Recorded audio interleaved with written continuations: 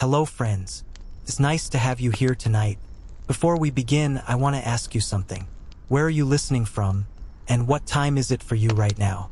Are you in a quiet room, perhaps with the lights low, listening as the night stretches across your city? Or maybe it's the early morning, and you're drifting between sleep and wakefulness, letting your mind wander. Wherever you are, I'd love to know, because tonight we're going to walk together into the past. And the past we are entering is not gentle. It is the Second World War. But rather than charts and dates, tonight I will tell you a story. The story of a young American who found himself swept up into the vast machinery of war. Through him, we'll drift through the smells, the sounds, the rumors, the long nights, and the quiet moments that history books often skip. Our companion is named William Carter, though most called him Will. He was born in 1920, in a small town in Pennsylvania, a place of rolling hills, narrow rivers, and coal trains that clattered endlessly along the tracks. He grew up during the Great Depression, when money was thin, when neighbors traded food more often than they spent dollars, and when boys his age often worked small jobs long before they were old enough. His father had served in the First World War, returning with a limp and a box of medals that he rarely spoke about. That silence made an impression on Will. He wondered, even as a boy, what his father had really seen over there, in France, in the mud and thunder of 1918. When the attack on Pearl Harbor happened, Will was 21. The news came over the radio. He remembered his mother's hand pausing on the edge of the table, her eyes distant, as if she already knew what this meant. Will didn't hesitate long. Within weeks, he volunteered for the army.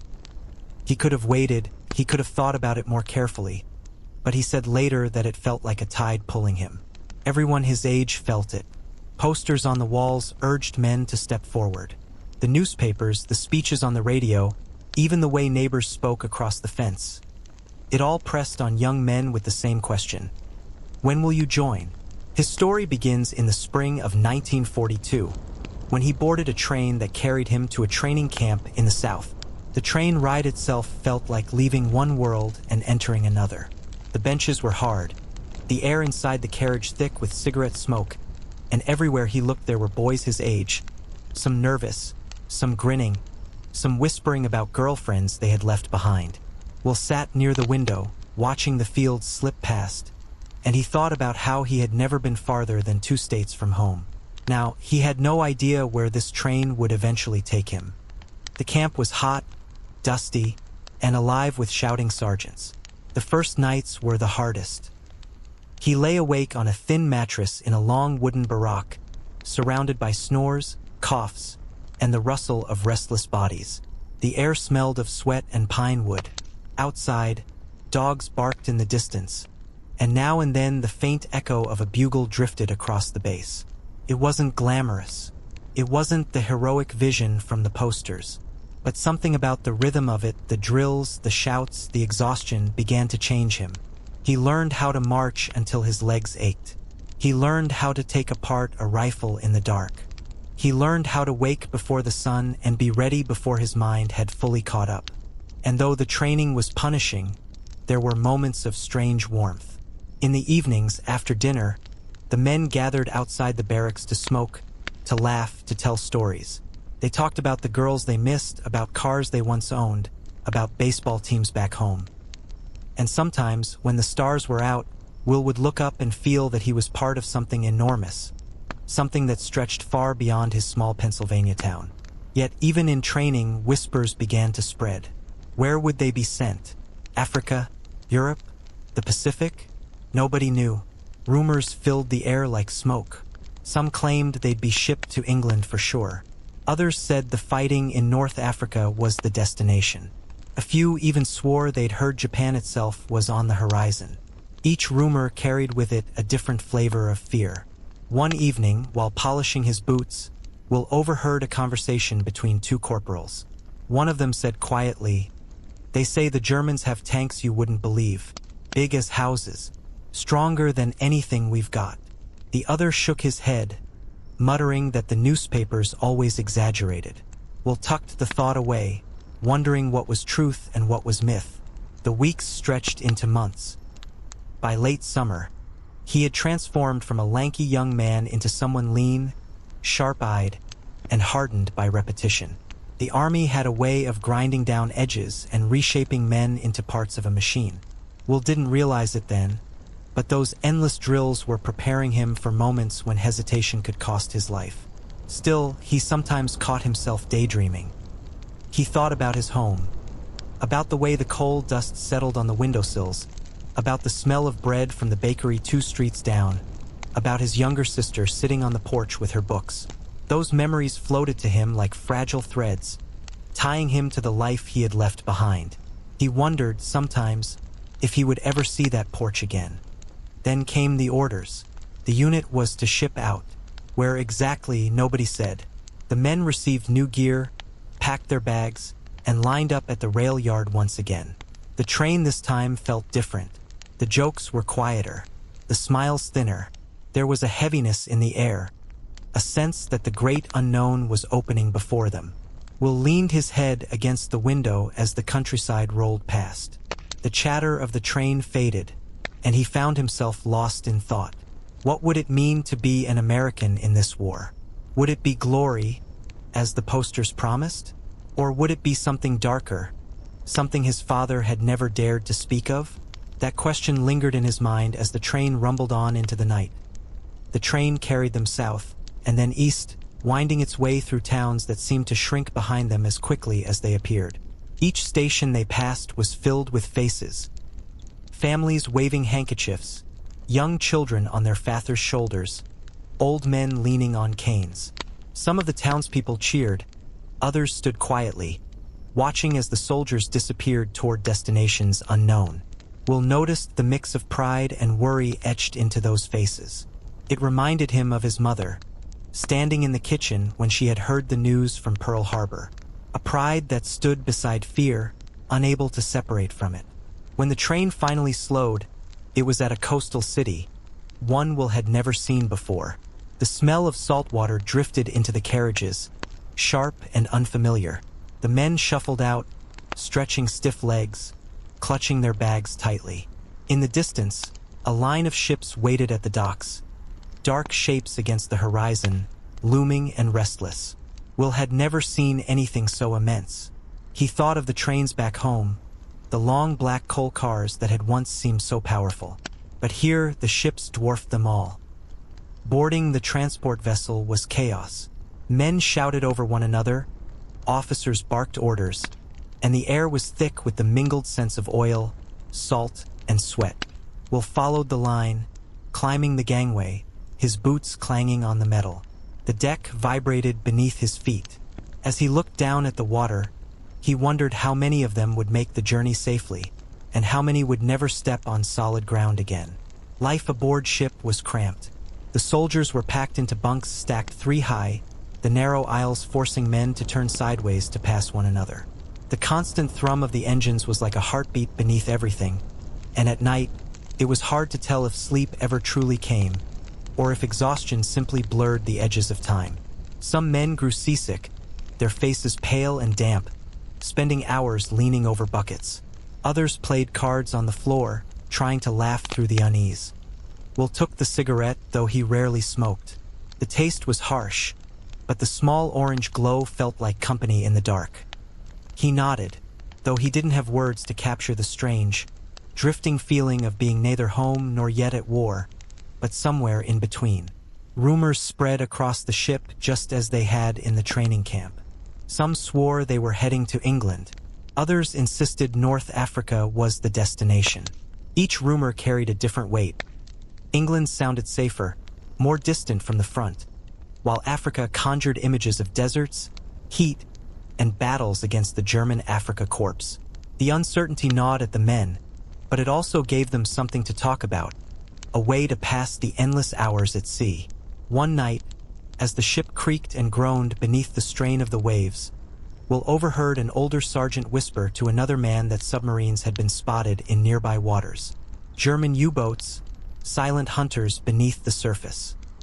Will lay awake in his bunk, staring at the low ceiling, listening to the hum of the engines, and imagining torpedoes slicing through the water. He wondered how long it would take for a ship like theirs to sink, and whether he would have the courage to swim into the cold, dark ocean. Days blurred into one another. The soldiers fell into a rhythm of drills, meals, and waiting. Will found himself caught between dread and anticipation. He wanted to know where they were going, wanted the uncertainty to end, even if it meant facing battle. Yet, at the same time, he longed for the safety of the endless sea journey, where nothing had yet been demanded of him except patience. Finally, land appeared. A coastline stretched across the horizon, green and gray under a low sky. England. The men cheered when the announcement came, though the cheers were strained, carrying both relief and the knowledge that this was not the end of their journey, only a staging ground for something greater. As the ship docked, Will caught sight of the harbor. Rows of cranes, warehouses, and ships of every size. British soldiers moved about, their uniforms slightly different, their accents sharp and quick. The city beyond seemed older than anything Will had known in America, its buildings worn with centuries of history. For a moment, he felt like he had stepped into another world entirely. The soldiers were herded off the ship, marched through narrow streets, and delivered to their new quarters, an old brick building that had once been a factory. The windows rattled in the wind, and the smell of coal smoke hung heavy in the air. It wasn't comfortable, but it was shelter, and the men were too tired to complain. That night, lying on a thin cot, Will thought about how far he had come already. From the rolling hills of Pennsylvania, to the dusty camp in the south, to the endless sea, and now to England. He wondered if the war itself would feel the same way, like a series of steps, each one larger and stranger than the last, carrying him farther from the life he had once known. But even here, in this foreign land, the war was never silent.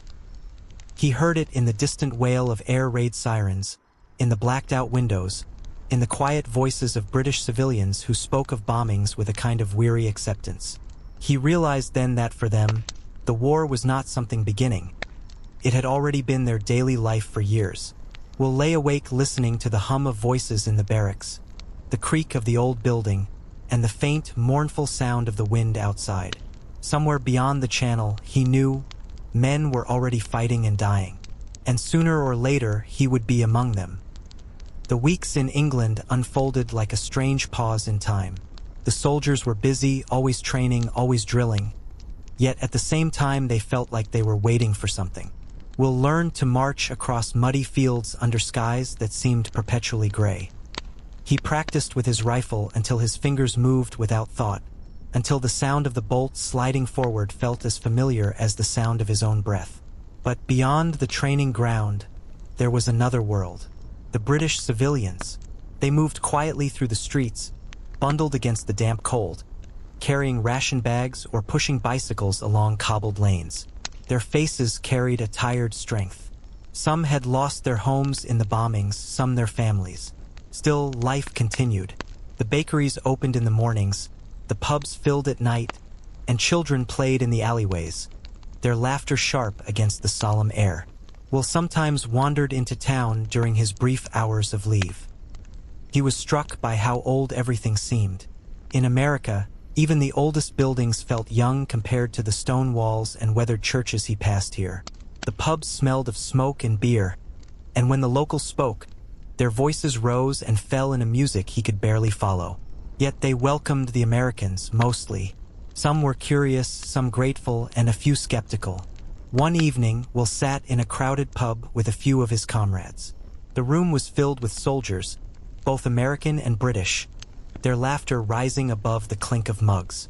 A middle-aged British man at the next table leaned over and said to Will, "You boys'll have your hands full soon enough. The Hun isn't easy." His eyes were steady, his tone not mocking but certain. Will nodded, unsure how to reply. There was no bravado in the man's voice, only the quiet knowledge of someone who had lived with war pressing against his doorstep for years. At night, the air raid sirens sometimes wailed across the city. The soldiers were ordered to black out their windows, to move quickly to shelters if the alarms continued. Will remembered one night vividly. He had been lying on his cot, half asleep, when the siren began. The sound was eerie, rising and falling, cutting through the dark. The men scrambled, pulling on boots, grabbing coats. Outside, the streets were filled with hurried footsteps, voices calling in the dark. Searchlights swept across the sky, their beams slicing into the low clouds.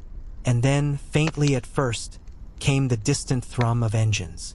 Bombers, German planes somewhere above, invisible in the night. The ground seemed to hold its breath. Then came the dull thuds of explosions, far away but close enough that the windows rattled. Will crouched in a shelter with strangers pressed close around him. A woman clutched a baby.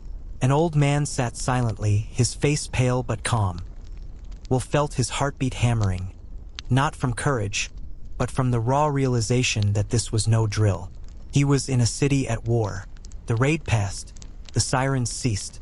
People drifted back to their homes, or what remained of them. Will stepped into the cool night air, the acrid smell of smoke in his nose, and he thought about how this had been the British reality for years now. For him, the war was still ahead. For them, it had already carved scars into their days. Back in the barracks, rumors returned. Some claimed the Americans would soon cross into France. Others whispered about Africa still, or about Italy. Officers said little. Orders were kept sealed until the last moment. The uncertainty stretched on, wrapping around the men like fog. Yet life in England was not only fear and waiting. There were lighter moments. On Sundays, when training was less intense, the soldiers sometimes played baseball in muddy fields, their laughter carrying on the wind. Children gathered to watch, giggling at the strange American game. Will found himself smiling at their curiosity. He even let one boy hold his glove, showing him how to catch a ball. For a moment it felt like home. But beneath the laughter, the waiting wore on them. Every day Will felt the weight of the unknown pressing harder. He wrote letters home when he could. He wrote to his mother about the countryside, about the kind people, about the way the English tea was stronger than anything he'd ever had before. He left out the raids, the fear, the way his hands sometimes trembled when the sirens began. He wanted her to believe he was safe, at least for now. And then, one morning, the orders came. They were sudden, as such things always were. Officers moved briskly, voices sharp, telling the men to prepare, to pack, to be ready. The air in the barracks shifted immediately. Jokes stopped. Smiles faded. Boots thudded heavily on the wooden floor as bags were pulled tight. Rifles checked, helmets adjusted. The men gathered outside, waiting for transport. The trucks arrived, rumbling through the narrow streets, and they climbed in, the benches cold beneath them. Nobody asked where they were going. They knew by the silence that this time, it was the real thing. As the trucks rolled through the countryside, Will looked out at the hedgerows, the stone cottages, the quiet villages passing by.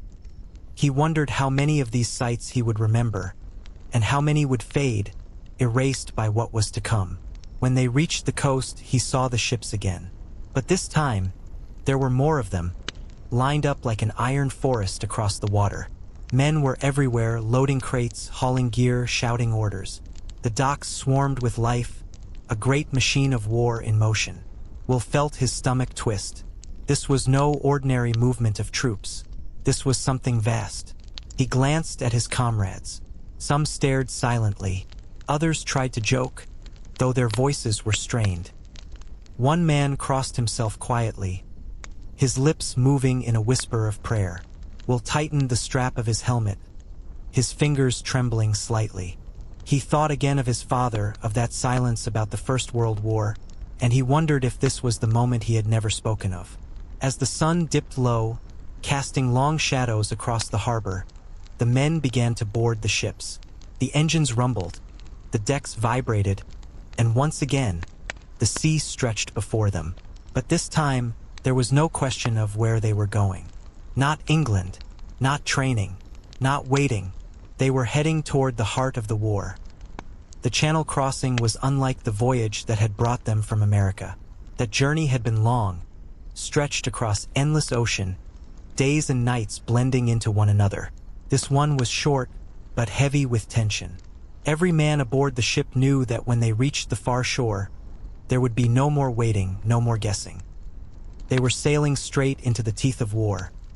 The decks were crowded with soldiers, gear piled high, rifles slung over shoulders. The smell of fuel and salt clung to everything. Will stood near the railing, staring at the gray water churned by the engines. He tried to steady his breath, but his chest felt tight. Around him, the other men spoke in low tones, voices carrying fragments of fear, hope, and disbelief. Officers moved briskly, their faces stern. The ships were escorted by smaller vessels darting around them, guardians against the threat of U-boats. Overhead, aircraft droned, flying information, their presence both comforting and ominous. The air itself seemed to hum with the knowledge of what was about to unfold. Night fell, and with it came a strange stillness. Orders were passed quietly. The men were told to check their weapons again, to keep their gear tight, to be ready. The sea was dark, the horizon invisible. Somewhere ahead lay the coast of France. Somewhere ahead waited the German defenses, the obstacles, the gunfire, the chaos. Will sat on the deck with his back against a crate, his helmet pulled low. Around him, men tried to rest, some with eyes closed, some whispering prayers. One soldier near him pulled out a folded photograph and stared at it for a long time, his thumb brushing the edges as though the paper itself might dissolve. Will thought of his own family then. His mother's quiet strength, his sister's laughter, and he wondered if they were awake at that moment, thousands of miles away, or if they were sleeping, unaware that his life was about to change forever. Dawn crept slowly across the horizon. The first pale light revealed the outlines of ships stretching as far as the eye could see, a vast armada filling the sea. The sight was staggering. Will had never imagined so many vessels could exist, let alone move together like this. The scale of it pressed down on him, made him realize just how small each man was in this enormous machine. And then the coastline appeared. Low, dark, distant at first, then clearer with every passing moment. The beaches, the cliffs, the enemy waiting. The ships slowed, anchoring offshore. The sound of engines faded, replaced by the crash of waves and the faint, distant thud of artillery. Will's mouth went dry. This was it. The order came to board the landing craft. The men moved quickly, clambering down nets slung along the sides of the ships, their boots slipping on wet rope, their hearts hammering. Will gripped tightly, the sea spray cold against his face, until his boots hit the metal floor of the small craft below. The boat rocked violently with each wave. Dozens of men crammed into the space, shoulder to shoulder, rifles pressed against their chests.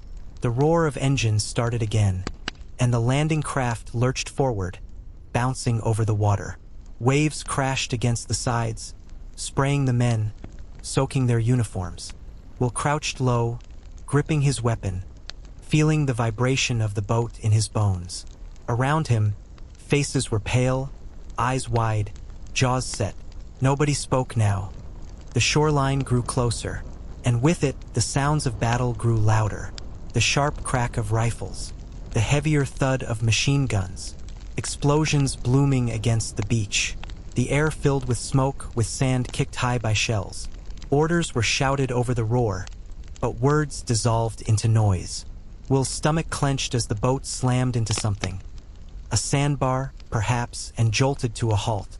The front ramp dropped with a metallic crash, and sunlight and chaos flooded in at once.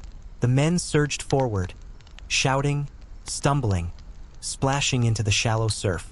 Bullets tore the water, splintered wood, snapped past ears. The air was a storm of noise, screams, engines, explosions. Will ran, his boots heavy with water, the sand sucking at his steps.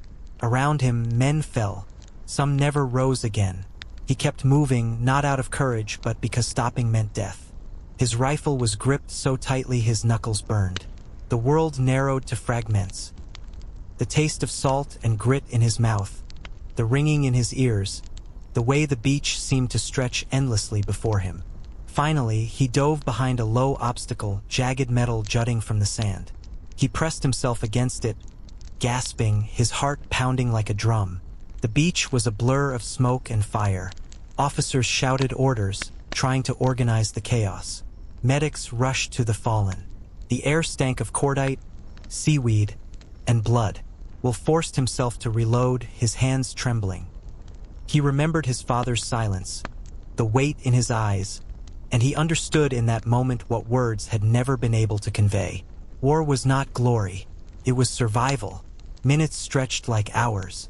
Slowly, painfully, the men pushed forward, inch by inch, crawling, sprinting, falling. Wolf followed, every nerve screaming, every instinct begging him to hide, but some force stronger than fear carried him onward. He reached a patch of higher ground, pressed himself against the earth, and looked back. The sea was filled with ships, with smoke, with more landing craft surging toward shore. The scale of it was overwhelming, the sheer tide of humanity thrown against the defenses. Somewhere behind the smoke, behind the cliffs, the enemy was watching, waiting, firing. And somewhere within himself, Will knew that this was only the beginning. The invasion had begun. The beach was chaos, but chaos that slowly began to shift, to bend, to form into something resembling movement. What at first felt like a hopeless storm of noise and death gradually shaped itself into rhythm, as if the tide itself demanded the men to push forward. Orders cut through the air, shouted, screamed, sometimes lost in the roar of explosions, but enough reached their targets to create momentum. Will pressed his face into the damp sand, his helmet heavy against the back of his neck. Each time he lifted his head, he saw fragments. Men dragging wounded comrades toward makeshift cover, engineers cutting through barbed wire with torches, officers waving their arms to drive men forward toward the dunes. Above it all, the cliffs loomed, black against the gray sky, their tops alive with the sharp muzzle flashes of German guns. There was no clear path, only instinct. Will crawled from one shattered obstacle to the next, his uniform heavy with seawater, grit grinding against his skin. A bullet snapped past, close enough that he felt the air split near his cheek. He ducked low, his heart hammering. Nearby, a soldier from his unit, he thought his name was Daniels, though the noise made memory slippery, shouted, "We've got to get off this beach." His voice cracked with both fear and determination. Together, they sprinted forward, diving into a shallow trench gouged into the sand by an earlier shell. The trench stank of cordite and smoke, but it offered a moment's protection. Will fumbled with his rifle, forcing his shaking hands to reload. His mouth was dry, his throat raw from shouting without realizing it. Daniels panted beside him, eyes wide, mud streaked across his face. Neither spoke for a moment, as though language itself had been drowned by the thunder around them. Then, with another order shouted from somewhere ahead, they pushed again. Step by step, crawl by crawl, the men advanced. The German defenses were fierce, yet the sheer weight of the assault began to strain them. Naval guns offshore roared, shells whistling overhead to smash against the cliffs. Smoke billowed upward, mixing with the low clouds. Will stumbled against a dune, collapsing into the scrub at its base. He lay there gasping, his body trembling from exhaustion. For the first time since the landing craft's ramp had dropped, he felt a sliver of cover between himself and the fire. Other men gathered nearby, officers pointing, urging them to regroup. Slowly, painfully, the pieces of their shattered companies began to form lines again. Through the smoke, Will could just make out shapes moving farther inland. Men who had already pushed beyond the beachhead, climbing, advancing. The impossible had become reality. Inch by inch, the Americans were gaining ground. He forced himself upright, legs unsteady. Daniels gave him a quick nod. No words, just the acknowledgement that they were both still alive. Together, with others gathering around, they pressed forward into the dunes. The ground changed beneath them, no longer open sand, but rough earth, grass bent low by the wind, patches of rock. The smell shifted too, from salt and smoke to the heavy, metallic tang of spent ammunition. The noise never ceased, but here it seemed different. Less the roar of an ocean storm, more the sharp rattle of close fighting. Somewhere ahead, Will heard the distinct clatter of a machine gun. The sound pinned them to the ground. An officer shouted for a squad to flank left, to work their way through a narrow gully. Will followed, crawling on elbows and knees, dirt caking his face, his fingers numb from gripping the rifle. Each movement felt endless, yet somehow they drew closer. When the order came, they surged upward. Will barely remembered firing, barely remembered the recoil against his shoulder. He remembered only the blur of motion, the shouts, the way the gunfire ceased abruptly, leaving only ringing silence. The position was taken. He stood, panting, staring at the smoking nest, the spent belts of ammunition, the still forms sprawled across the earth. For a long moment, the reality of it pressed on him, the weight of what had just been done, of what it meant. Then the officer's voice cut through again, sharp, commanding, driving them forward. There was no time to dwell, no time to pause. The battle was still raging all around them. By afternoon, the beach behind them had transformed. Reinforcements poured in, supplies unloaded, medics tending to the wounded in makeshift stations. The air was still thick with danger, but the sense of paralysis was gone. They were moving inland now, into hedgerows, into fields divided by stone walls and tangled brush. Will trudged through the countryside, his boots heavy, his body aching. The hedgerows were unlike anything he had seen back home. Dense walls of vegetation, some taller than a man, crisscrossing the fields like a maze. The Germans used them well, hiding behind the thick greenery, firing from unseen positions. Every step forward felt like an ambush waiting to happen. The sun dipped lower, casting long shadows. By then, Will had lost track of time entirely. Hours had become meaningless, measured only in bursts of noise, in movements from one patch of cover to another. He felt older, somehow, as if years had passed since that morning on the landing craft. When night finally came, it brought no peace. The soldiers dug shallow foxholes, scraping at the earth with their helmets and bare hands. The ground was damp, the air chill. Will collapsed into his makeshift hole, clutching his rifle close, staring up at the dim stars half hidden by drifting smoke. Exhaustion tugged at him, but sleep came in fits, broken by distant explosions, by the murmur of voices, by the gnawing awareness that the enemy was still out there, waiting in the darkness. He thought again of his family, of the quiet hills of Pennsylvania, and the thought seemed like something from another life. This was the new world now, the world of war, where each day was not guaranteed, and each night was haunted by what tomorrow might bring. And as Will drifted in and out of shallow sleep, the sounds of Normandy carried across the night. The rumble of distant tanks, the bark of rifles, the cries of wounded men. The invasion had begun, but the true battle was only just unfolding. The morning after the landing was gray and damp, the air heavy with mist and smoke. Will woke in his shallow foxhole with his rifle still across his chest, his helmet tilted awkwardly over his eyes.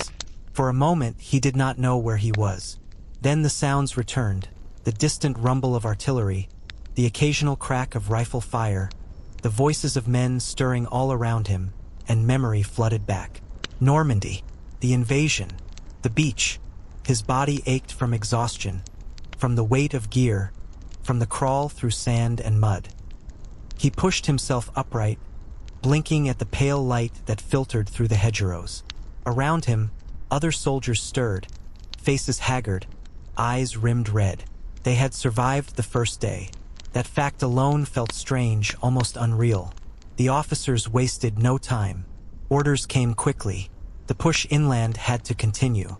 The beach was no longer the main fight. Now the task was to break through the countryside, to drive deeper into France. The men shouldered their weapons, checked their gear, and moved out. The Norman countryside was unlike anything Will had seen. The hedgerows were thick, ancient walls of earth and vegetation, built up over centuries, taller than a man and nearly impossible to see through. The fields were like green rooms, enclosed on every side, each one a trap waiting to be sprung. The enemy knew this ground better, and they used it well. Machine guns barked suddenly from unseen positions. Mortars thumped, their shells exploding with terrifying suddenness. Every hedgerow felt alive with hidden eyes. Will crouched low as his squad moved carefully along a narrow lane, its sides pressed in by tall hedges. The air was still, the only sound their boots on the dirt road and the distant rumble of tanks. Suddenly, gunfire cracked from the hedgerow to their right. The squad dropped instantly, hugging the earth. Dirt sprayed into the air as bullets tore through the lane. An officer shouted for them to return fire, but the hedges made it nearly impossible to see. They fired blindly, the leaves and branches thrashing under the assault. Grenades were tossed, smoke drifting through the greenery. The gunfire ceased. Will's heart pounded in his chest as the order came to move forward, to clear the position. Crawling through the hedgerow was like forcing his body through a living wall, branches snagging at his uniform, scratching his face. On the other side, he saw the German machine gun nest, splintered, smoking, abandoned. A helmet lay in the dirt, empty. The men advanced cautiously, rifles ready, but the enemy had already melted deeper into the maze. The day stretched on like that, short bursts of terror, long stretches of tense silence. The countryside seemed endless, each hedgerow leading only to another. Progress was measured not in miles, but in fields each one earned at cost. The men grew weary, their nerves frayed. Every sound, every rustle of leaves felt like a threat. In the afternoon, they reached a small village. Stone houses stood clustered around a narrow street, shutters closed, doors barred.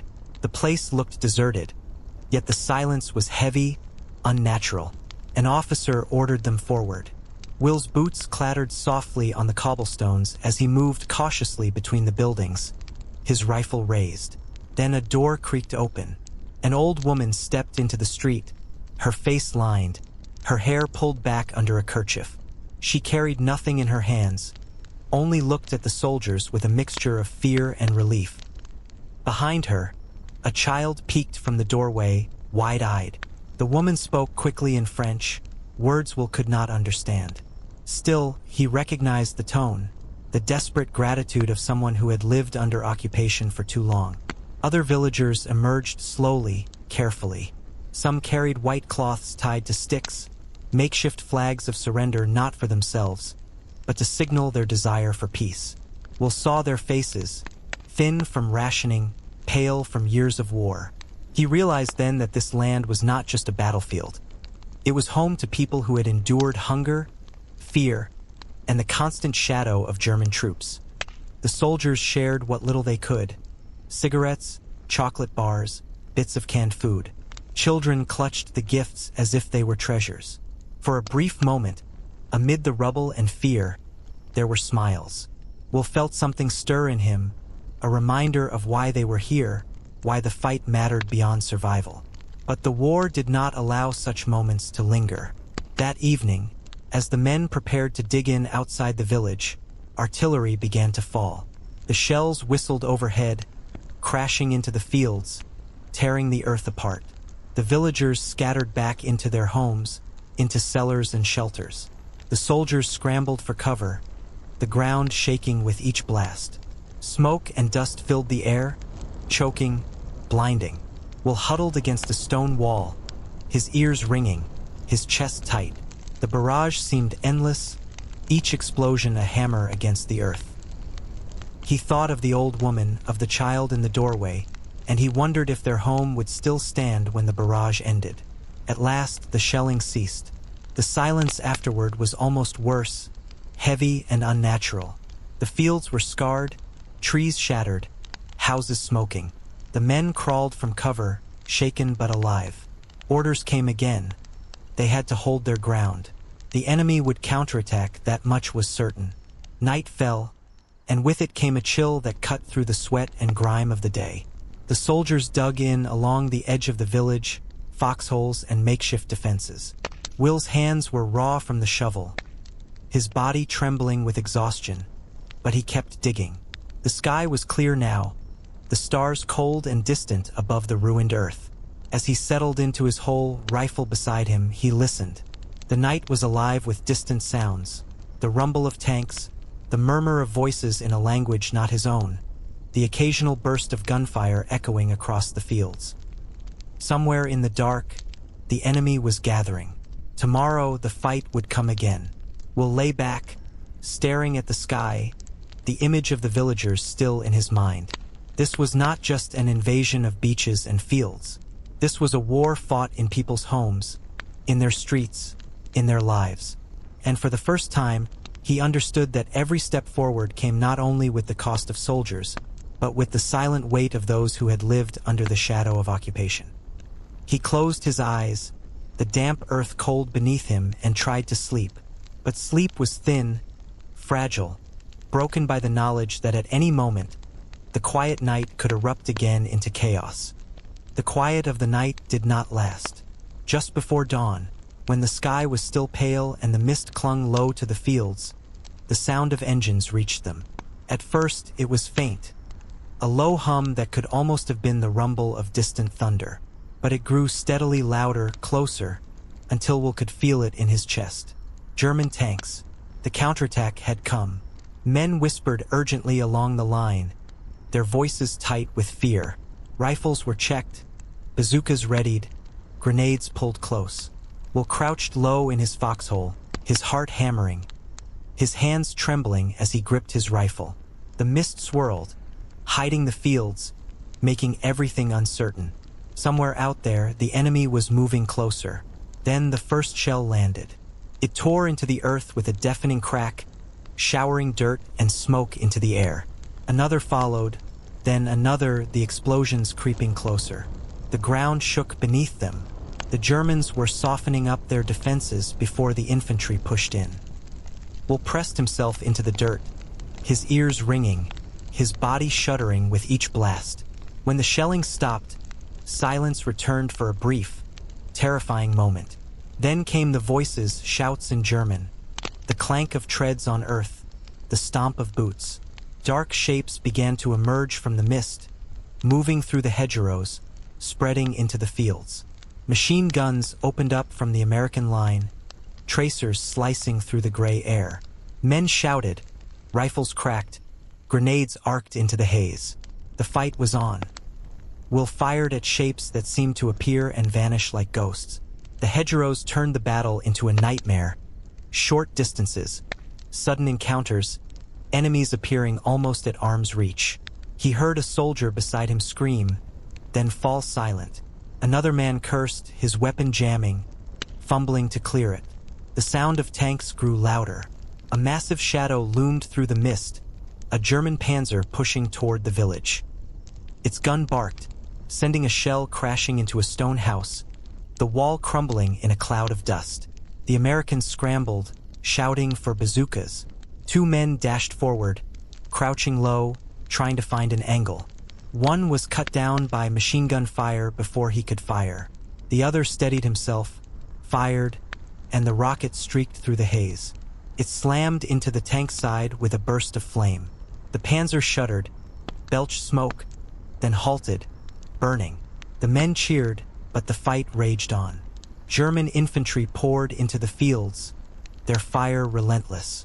Will found himself pressed against the hedgerow, shooting at figures that seemed to dart between the trees and bushes. His rifle grew hot in his hands, the recoil numbing his shoulder.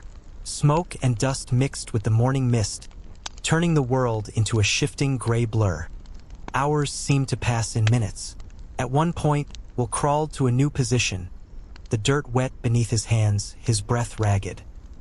He glanced back and saw the old village woman again, crouched in a doorway, her face pale, clutching the child against her chest.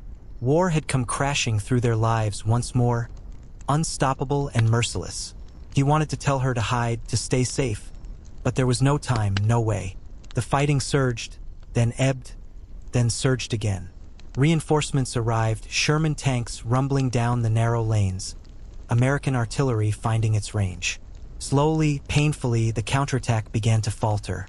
The Germans pulled back, fading into the hedgerows, leaving behind smoke, wreckage, and silence. When it was over, Will stood unsteadily, his ears still ringing, his clothes stiff with sweat and dirt. The fields were littered with broken gear, with bodies that did not move. He felt numb, his thoughts distant, as though his mind could not quite take in what had just happened. The officers shouted for them to reform, to dig in again, to be ready for the next assault. There was no time to rest, no time to mourn. The war pressed on, relentless. That evening, as the sun set in streaks of red and gold, Will sat on the edge of his foxhole and looked across the fields. The beauty of the countryside was startling after the violence of the day, the hedges glowing softly in the fading light, the air filled with the scent of earth and grass. Yet everywhere, the scars of battle remained. Smoke still drifted from the burned-out tank. A farmhouse lay in ruins, its roof gone, its walls crumbling. He thought again of home, of quiet evenings in Nebraska when the fields stretched wide and endless, unscarred by war. He wondered if he would ever see them again, if he would ever walk those fields with his brother, with his friends. And he wondered, too, if the people here in Normandy would ever know peace again. But the war was not ending soon. The officers spoke of more hedgerows to take, more villages to clear, more ground to win, and Will knew that each step forward would mean another fight, another night of digging into the earth, another dawn of fear and fire. As darkness fell and the stars returned, he lay back in his foxhole, staring upward, his body aching, his mind heavy. The night was quiet again, but he knew it would not last. Somewhere out there, the enemy was preparing. Tomorrow, the war would come again. The days after the counterattack blended into one another. For Will and the men of his company, time became less about dates or even hours and more about the rhythm of exhaustion, waiting, and sudden violence. They never stayed in one place for long. The commanders pushed them from hedgerow to hedgerow, from one small Norman village to the next. Every few miles meant another fight, another ambush, another desperate push against an enemy that refused to break. The hedgerows were not just lines of greenery. To Will, they became walls of earth and tangled roots, taller than a man, dense enough to stop bullets. The Germans knew how to use them well. Each field was a trap. Machine guns hidden behind the brush, rifles aimed through small holes cut into the leaves, mortars waiting for the moment soldiers crossed into the open. Progress was measured not in miles, but in yards. Sometimes they fought all day just to move from one side of a field to the other. The rain came often. Normandy's skies seemed to hold endless gray clouds, and when they opened, the fields turned to mud. Foxholes filled with water, boots squelched with every step, and clothes never dried. Will's uniform carried the constant smell of damp wool and earth. Sleep was rare, and when it came, it was shallow, broken by the sound of distant artillery or the rattle of gunfire. One evening, after a long day of fighting through hedges and ditches, the men gathered around small stoves they had improvised from tin cans. The cooks had somehow managed to get rations heated, and the faint steam rising from the metal cups felt like a blessing. Will sat cross-legged in the dirt, spooning warm stew into his mouth. It tasted of salt and little else, but it was food, and he savored every bite. Around him, the men spoke in low voices. Some joked, always dark, often crude, because laughter was the only way to keep the weight of fear from crushing them. Others sat in silence, staring into the distance, their eyes empty. A few wrote letters home, their words scribbled by flashlight, though many admitted they didn't know what to say anymore. How do you tell your family about mud, about sleepless nights, about carrying your friend's body back to the line? Will pulled a letter from his pocket. It had come 2 days earlier, folded and smudged from being carried through the rain. His mother's handwriting was neat, though a little shaky. She wrote about the harvest, about how his younger brother was trying to take on more of the work, about neighbors who asked after him. She wrote about church services and small-town news, things that seemed almost unreal now, belonging to another life. She ended by saying she prayed for him every night, that she believed he would come home safe. We'll read those words again and again, clinging to them in the silence of the field. Rumors drifted among the men. Some said the Germans were collapsing, that soon they would retreat. Others claimed the enemy was only getting stronger, bringing in more tanks, more artillery. There was talk of new weapons, of rockets and strange jets the Germans were building. No one knew what was true, and perhaps that uncertainty was worse than the fear itself. The only fact the men could cling to was the ground beneath their boots, the hedgerow in front of them, the village on the map, the order to move forward.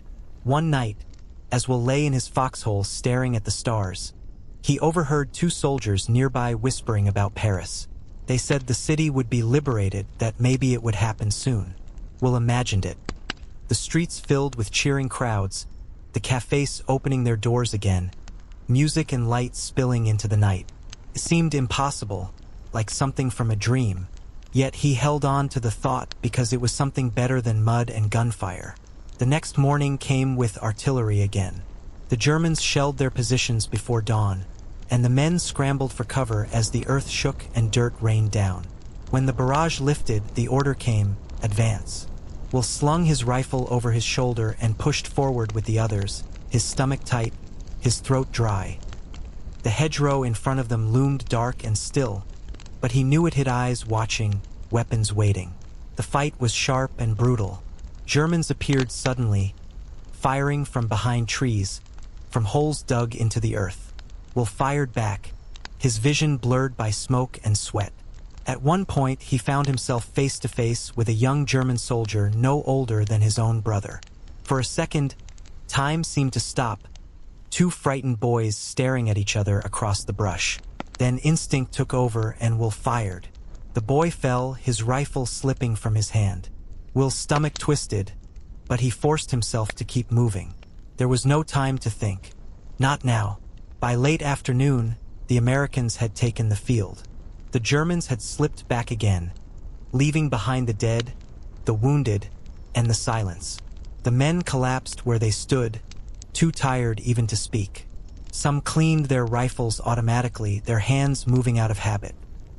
Others simply lay on their backs, staring at the sky, trying to breathe. Will sat with his back against a tree, the weight of the day pressing down on him. He felt the ache in his arms, the dirt in his hair, the tremor in his hands that would not stop. He closed his eyes for a moment, hearing in the distance the faint rumble of artillery, the constant reminder that tomorrow would bring the same again. And yet, in the corner of his mind, he thought of Paris once more, of the possibility that beyond these fields, beyond this endless grind of mud and blood, there might still be a city waiting to be free, a dream waiting to be real.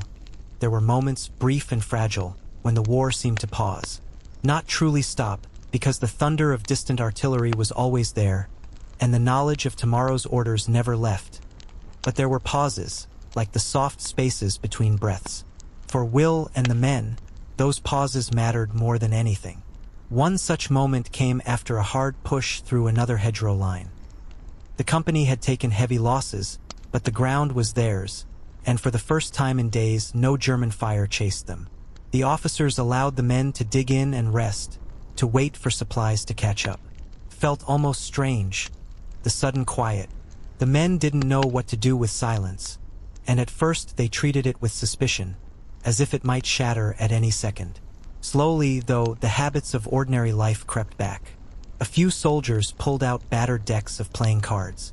The cards were soft with use, edges bent and stained, but they served. The men sat in a circle on the ground, boots muddy, rifles lying close at hand, and they played. The games were loud, full of laughter and shouting, accusations of cheating, and mock arguments that ended in grins. For an hour or two, they were just boys again, not soldiers in the middle of France. Others took to writing letters. Will saw a man hunched over a notebook, his helmet pushed back on his head, tongue caught between his teeth as he concentrated. He paused often, as if struggling to find the right words, then scratched quickly, trying to capture thoughts before they slipped away. Another man drew pictures, rough sketches of home, of farmhouses, of girls he remembered. He showed them to his buddies, who teased him but also asked if he'd draw something for them too. The lucky ones received packages. A soldier near Will opened a box from home and found cookies inside, wrapped carefully in layers of wax paper. They were broken and stale, but it didn't matter. He shared them out, and each man took one, chewing slowly, savoring the taste. For a moment, the sweetness cut through the bitterness of rations and mud. Will closed his eyes as he ate his piece, almost imagining he was back home at his mother's table. The smell of bread in the oven, the sound of his brother laughing outside. There were even songs. Someone pulled out a harmonica, dented and dull but still working. He played a tune, slow, mournful at first, then brighter, more playful. The men clapped along. Some hummed, and a few even sang, their voices cracking but full of spirit. The music floated over the fields, soft and fragile, yet powerful enough to make the war feel far away. For those minutes, the soldiers remembered there was still beauty in the world. Will often found comfort in small rituals, cleaning his rifle carefully, even when no fight was expected, folding and refolding his spare socks, though they were never truly dry, sharpening a pencil stub that he carried in his pocket, even if he had nothing to write. These little acts gave him a sense of control in a world where so much was chaos. But the war was never truly gone. Even in those quiet moments, reminders lurked. The chaplain moved among the men, saying prayers over the bodies that still lay covered under tarps at the edge of the field. Medics tended to the wounded, their voices low, their hands steady but tired. The smell of gunpowder and blood hung faint in the air, carried by the wind no matter how far they walked. At night, the men gathered in twos and threes, talking softly under the stars. They spoke of home, of farms and cities, of sweethearts and wives, of the things they missed most. One man said he dreamed of a hot shower, just once. Another longed for a cold bottle of soda, with the glass sweating in the summer sun. Another said he only wanted to hear his daughters laugh again, and his voice broke when he said it. Will listened, sometimes joining in, sometimes staying quiet. He thought of the river near his town, where he used to go fishing in the early mornings. He thought of the diner where he and his friends sat drinking coffee they could barely afford, talking about things that now seem small and silly. He thought of the church bells on Sunday mornings, the sound so ordinary then but now as precious as gold. Rumors, too, filled the quiet.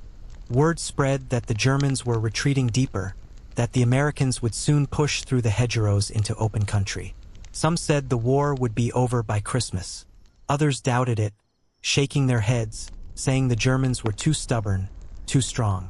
No one really knew, but the talk helped pass the hours, and hope, even fragile hope, was something to cling to. One evening, as the sun set in streaks of red and gold across the sky, Will found himself sitting beside a soldier from Texas. The man leaned back against his pack, hat tilted low, and said, "You know, if I close my eyes, I can almost hear the cicadas back home." He chuckled softly. "Almost feels like a summer night. Almost." Will closed his eyes too. He didn't hear cicadas, but he imagined the sound of crickets along the riverbank back home. The cool air, the fireflies blinking in the dark. For a moment, he let himself believe he was there, safe, young, with the whole world still ahead. Then the distant rumble of artillery returned, and the illusion faded. The officers soon called the men together. They reminded them the pause would not last, that soon they would move again. Orders were already being prepared, maps marked, objectives chosen. The men groaned, but no one was surprised. Rest was never permanent. That night, lying in his foxhole, Will thought about how strange it was. The way life could shrink to such small things. A cookie, a song, a letter from home. Little pieces of peace, scattered between storms of violence. He realized then that surviving wasn't only about bullets or luck. It was about holding on to these fragments, these fragile moments, and carrying them like light in the dark. The war would march on. He knew it. Tomorrow or the day after, they would move again, fight again. But for now, for this one night, he had the stars overhead, the faint sound of a harmonica still echoing in his ears, and the memory of sweetness lingering on his tongue. And sometimes that was enough. The first time Will walked into a French village, it felt like stepping into another world. After weeks of hedgerows and mud, the sudden sight of houses clustered together, narrow streets twisting between stone walls, and church towers rising above the rooftops seemed almost unreal. It was not a city, just a small place, barely more than a handful of streets. But to the soldiers, it looked like civilization had returned. The village had suffered. Windows were shattered, walls pockmarked with bullet holes, roofs broken by shells. Some houses still smoldered faintly, their blackened beams pointing like fingers into the sky. And yet, people lived there. They emerged slowly from doorways and cellars, faces pale, clothes ragged. Old men, women, children. They looked at the soldiers with a mixture of fear and relief, as though not quite ready to believe the Germans were gone. Will felt their eyes on him, and he didn't know what to do. He smiled awkwardly, lifted his hand in a small wave. A little boy, maybe 6 years old, peeked from behind his mother's skirt. He stared at Will's uniform, at the rifle slung across his shoulder, and then raised a timid hand to wave back. Will's chest tightened. He thought of his little cousin back home, the same size, the same shy smile. Soon, the villagers began to thank them. A woman brought out a jug of water, offering cups to the men.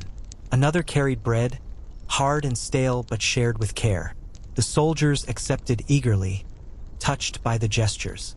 Some of the men didn't understand the French words spoken to them, but they understood the tone, the gratitude in the eyes. Yet, beneath the relief there was caution. Some villagers spoke quietly among themselves, glancing nervously down the road, as if expecting the Germans to return at any moment. Others held back, watching from doorways, not ready to trust. Will could see it, how years of occupation had taught them to be careful. Smiles came slowly, hesitantly, like something long forgotten. In the center of the village stood the church, its bell tower cracked but still standing. The priest came forward, an elderly man with tired eyes, and he shook hands with the American officer. He said words that Will didn't understand, but his voice trembled with emotion. Some villagers crossed themselves, murmuring prayers. For them, this day was not only liberation. It was survival, the fragile hope that life might continue. The soldiers lingered in the village for a short while, waiting for supply trucks to arrive. During that time, connections began to form. A few soldiers, with limited French or none at all, managed to trade words with the locals. They gestured, laughed, stumbled over phrases. One man offered cigarettes, and in exchange, a woman handed him apples from her orchard. Another soldier gave a chocolate bar from his rations to a group of children, and their faces lit up with joy so pure it seemed to erase the scars of war, if only for a moment. Will found himself sitting on the step of a ruined house, sharing a piece of bread with a boy who insisted on showing him a marble he had kept hidden through the occupation. The boy spoke quickly in French. Words Will couldn't follow, but the excitement in his voice was clear. Will nodded, smiled, and let the boy press the marble into his hand for a moment before giving it back. It was chipped and worn, but to the boy it was treasure. The villagers told stories, through broken English and gestures, about what life had been like under the Germans. Food taken, curfews enforced, punishments swift. There were whispers, too, about collaborators, neighbors who had cooperated willingly or unwillingly. Will could see how thin the line was between gratitude and suspicion, how the war had left shadows even among friends. The soldiers, for their part, listened. Some tried to imagine what it would be like if their own towns had been under enemy control. Others couldn't bear to think of it, turning away when the stories grew too heavy.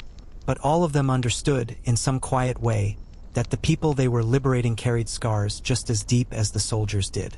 At dusk, as the company prepared to move out, the villagers gathered in the square. They waved, called out farewells. Some even pressed flowers into the hands of the soldiers. A few women kissed the cheeks of the men, who blushed and grinned awkwardly. Children ran after the column as it left, waving until the soldiers disappeared down the road. Will glanced back once. He saw the old church, the broken houses, the people standing together in the fading light. He thought of how fragile it all was, how quickly another battle could sweep through and undo everything. But he also thought of the boy with the marble, and the way his eyes had shone when he laughed. That, Will told himself, was what they were fighting for. The march continued. Villages came and went. Some were in ruins, burned to the ground, nothing left but stone and ash. Others still clung to life, with people emerging to greet the soldiers as though waking from a long nightmare. Each place left its mark on Will. Each face stayed with him, carried silently in his memory. Sometimes, as the men walked in long columns down dusty roads, Will wondered what the French truly thought of them. Were they heroes? Occupiers? Just another army passing through? He didn't know. He only knew that in their eyes he saw both relief and sorrow, gratitude and wariness. The war was too complicated for anything to be simple. That night, when the men dug in along another hedgerow, Will lay awake listening to the quiet hum of insects in the fields. He thought of the villagers, their cautious smiles, their stories. He thought of the marble, the bread, the small gifts offered as if to prove that kindness could still exist. It was strange, he realized, how the war was not only about fighting. It was also about these encounters, brief and fragile, moments where lives touched across languages and nations. The Germans had tried to erase those connections with fear, but they had survived, hidden in marbles, in apples, in the prayers whispered in broken churches. And as Will drifted into uneasy sleep, he knew the road ahead would bring more villages, more stories, more fragments of life caught in the storm of war. Each one would matter. Each one would remind him why they kept moving forward. The road stretched on for miles, winding between fields and orchards, but that day it carried not only soldiers. Ahead of Will's unit, the sound of boots and the rumble of trucks mingled with something softer, the shuffle of countless civilian feet dragging through dust. As they turned a bend, the soldiers saw them. A long column of refugees, men and women and children, carrying what little they could on carts, bicycles, and their own weary backs. The sight was overwhelming. Hundreds of people moved slowly along the road, forming a river of humanity that seemed to have no end. They looked exhausted, hollow-eyed, clothes torn from weeks of travel. Some pushed prams, not with babies but with bundles of blankets and pans. Others pulled goats or cows on fraying ropes, the animals staggering in the heat. A few carried nothing at all, only the weight of their steps and the fear of what lay behind them. The soldiers slowed. The two columns, one military and one civilian, pressed against each other on the narrow road. Will caught the eye of a man pushing a cart piled with bedding and tools. His face was lined, his beard gray, but his eyes were sharp with determination. He nodded once at Will as if to say, "You go forward, we go forward. Neither of us has a choice." There was little talk between the groups. Language and exhaustion kept them apart, but the silence was loud enough. Will saw children clinging to their mothers, too tired to cry. He saw old women leaning on sticks, their every step a struggle. He saw a girl, maybe his own age, carrying her younger brother on her back. Her hair was tangled, her dress dirty, but she carried herself with quiet strength, as though nothing could make her stop. For the soldiers, the sight was sobering. They were used to thinking of the war as battles, maps, objectives, but here it was in flesh and bone. People uprooted, driven from their homes, wandering into uncertainty. Some men in Will's platoon muttered curses under their breath, angry at the Germans for causing it, angry at the war itself. Others walked in silence, heads lowered, as though ashamed to be armed while these people were defenseless. One boy caught Will's attention. He couldn't have been older than 10, yet he marched alongside the column with a stick held like a rifle. His face was serious, almost defiant, as if he had appointed himself a soldier too. Will couldn't help but smile at the boy's determination, though the smile quickly faded when he thought of how easily war swallowed children. A little further along, an old woman stumbled and fell in the dust. Her basket spilled, scattering onions and bread across the road.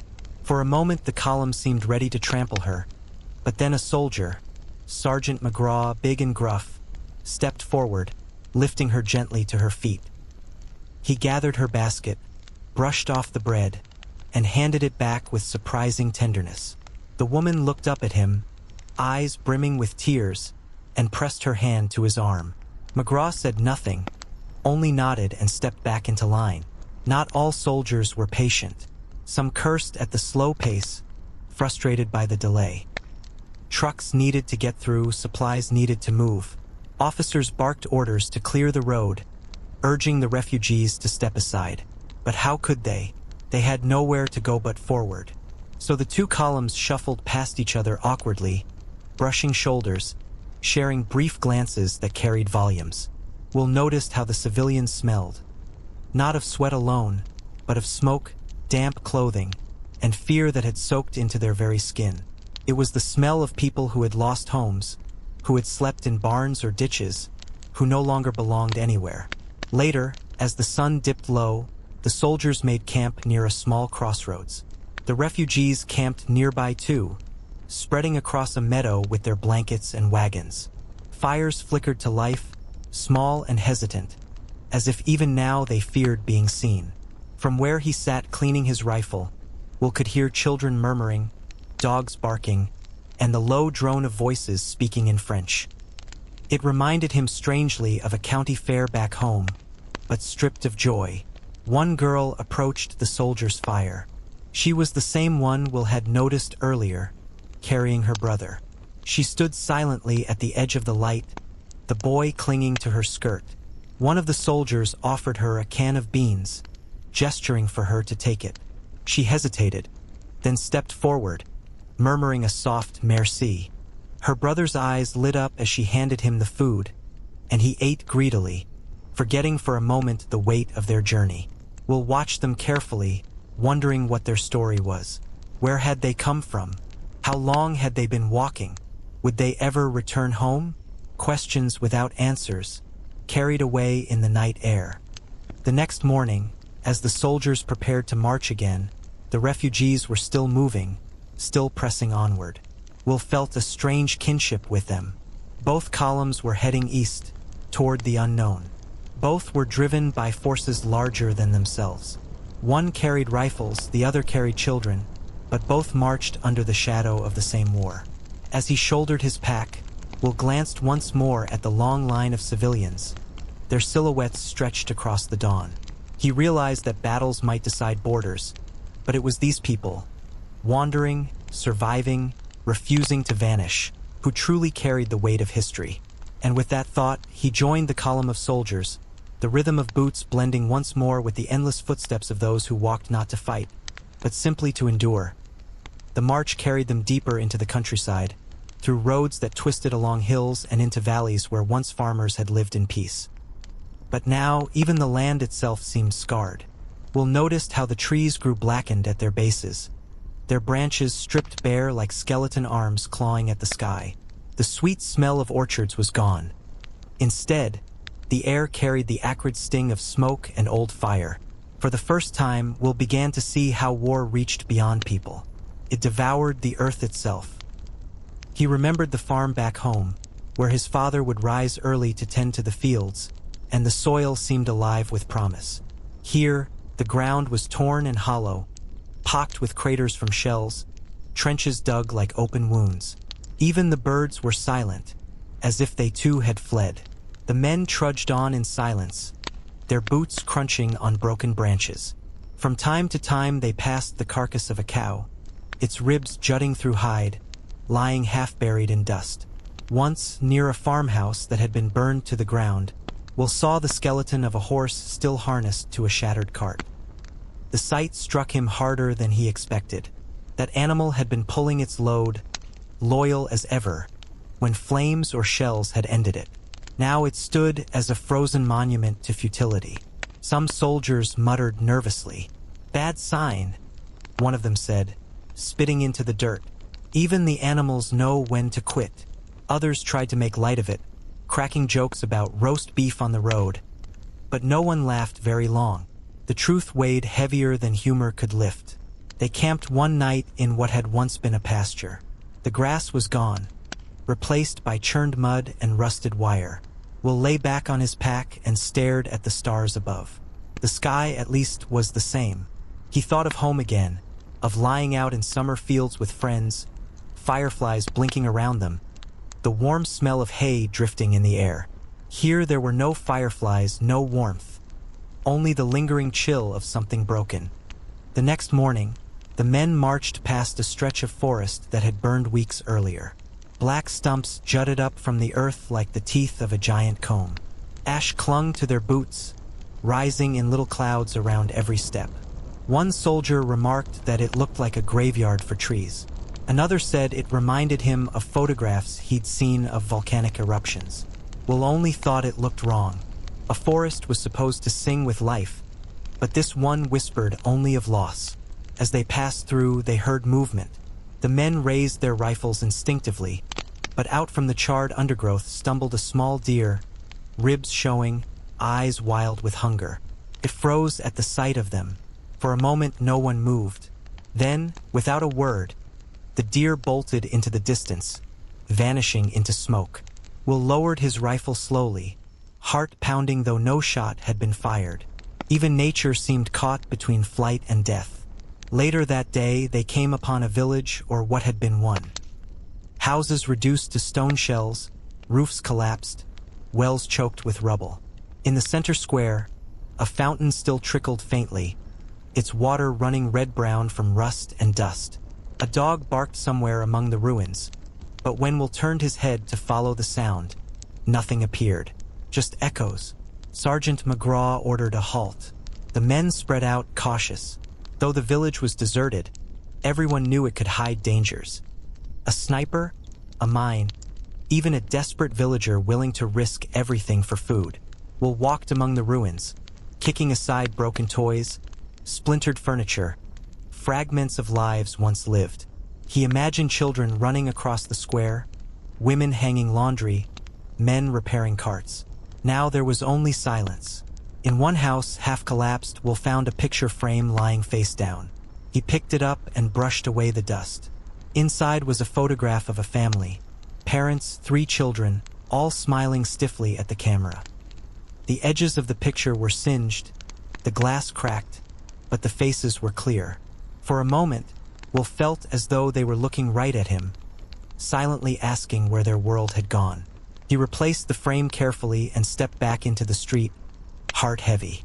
That night, by the fire, the men talked less than usual. War stories lost their edge when surrounded by ruins. One man, Corporal Jensen, finally broke the silence. "You ever think," he said, poking at the embers with a stick, "that when this is over, we'll have to come back and see what we've done? Not just us Americans, but everyone. What's left after the shooting stops?"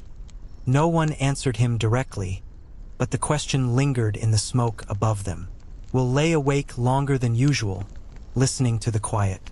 He thought of the burned forest, the ruined village, the starving deer. War didn't only break men. It broke the world around them, leaving scars deeper than trenches. As dawn came, the soldiers packed up and moved on. Behind them, the village lay in ruins, waiting for grass to grow between the stones, for vines to crawl over walls, for someone someday to return. But in that moment, it was just another shadow on their long road east. Will realized then that he was beginning to understand something older soldiers already knew. War was not only fought on battlefields. It was fought in every orchard stripped bare, in every forest burned silent, in every ruined home. It left behind ghosts that had no names, and those ghosts followed them mile after mile, whether the men noticed or not. The march the next day brought them out of the forests and into fields that stretched wide under a gray sky. The air smelled faintly of wet soil, and the horizon lay open, empty, except for distant shapes of smoke. Will found himself walking with his head down, watching his boots lift and fall, when a cry carried faintly across the wind. At first he thought he imagined it, but then it came again, high, thin, and unmistakably human. The column halted. The men scanned the fields, rifles lifted. There, to the left, beside the broken frame of a barn, a group of figures stood. As they approached, Will saw they were civilians, thin, weary, clothing patched and ragged. There were children among them, clinging to their mothers' skirts, eyes wide and sunken. A man with a gray beard stepped forward slowly, raising his hands in what was clearly a gesture of peace. His lips moved, words tumbling out in a language most of the men didn't understand. The sergeant gestured for the platoon to hold position. The older man kept speaking, pointing toward his mouth, then toward the children. Will didn't need to understand the language. The meaning was plain. They were starving. The soldiers exchanged glances. Some shifted uncomfortably, Others looked away. Everyone carried rations in their packs, but they were counted carefully. Each one meant to last through the weeks ahead. Giving them away meant risking hunger later. And yet, those children's eyes, wide and hollow, told a story more powerful than any command. One of the privates, Miller, broke the silence first. He reached into his pack and pulled out a can of beans. He walked forward and held it out to the gray-bearded man. For a moment, no one moved. Then the villager accepted it with trembling hands, bowing his head, muttering words that sounded like prayers. The children pressed closer, hope flashing in their faces for the first time. Others followed Miller's lead. A few cans of meat, some hard biscuits, even a precious chocolate bar saved from a Red Cross parcel. Will too opened his pack. He thought of the long road still ahead, of the hunger he himself had felt on nights when the rations were thin. But then he remembered the photograph he had seen in the ruined house, the family frozen in a happier time.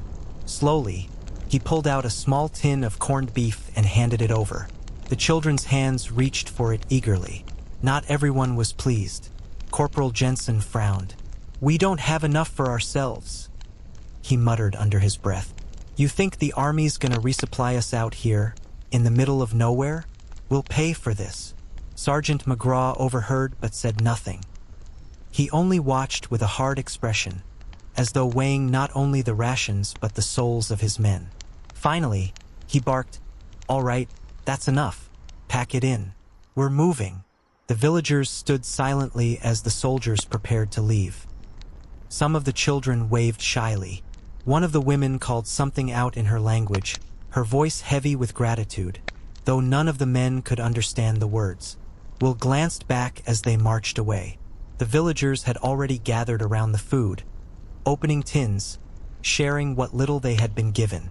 It wasn't much, but it was life if only for another day. The men walked in silence for a while, each lost in thought. Miller, usually quick with jokes, kept his eyes on the road. Jensen muttered again, "Wait, till we're the ones starving." Others shifted uneasily. War had a way of making every choice heavier than it seemed. Feed the hungry now and risk going without later. Refuse and live with the memory of hollow eyes watching you walk away. That night, as they made camp by a shallow creek, the subject returned. Some men defended the choice, saying it was the right thing to do, that soldiers were meant to protect, not just fight. Others argued bitterly that kindness wouldn't stop a bullet, and that sentiment was useless when your stomach was empty. The firelight flickered on tired faces, shadows dancing as if echoing the division among them. Will didn't speak. He sat apart, listening to both sides, feeling the weight of the day in his chest. He thought again of the children's faces. He thought of the deer fleeing the burned forest, of the skeleton horse still bound to its cart, of the ruined photograph of the smiling family. Maybe, he thought, this was the hidden battle no one ever told them about, the battle against hunger, despair, and the slow erosion of humanity itself. Before turning in, Sergeant McGraw spoke quietly, almost to himself. "War isn't just about who wins, boys. It's about who we are when it's over." Then he stamped out the fire and ordered them to get some rest. The creek whispered through the night, carrying the sounds of insects and rustling reeds. Will lay awake on the hard ground, staring at the stars again.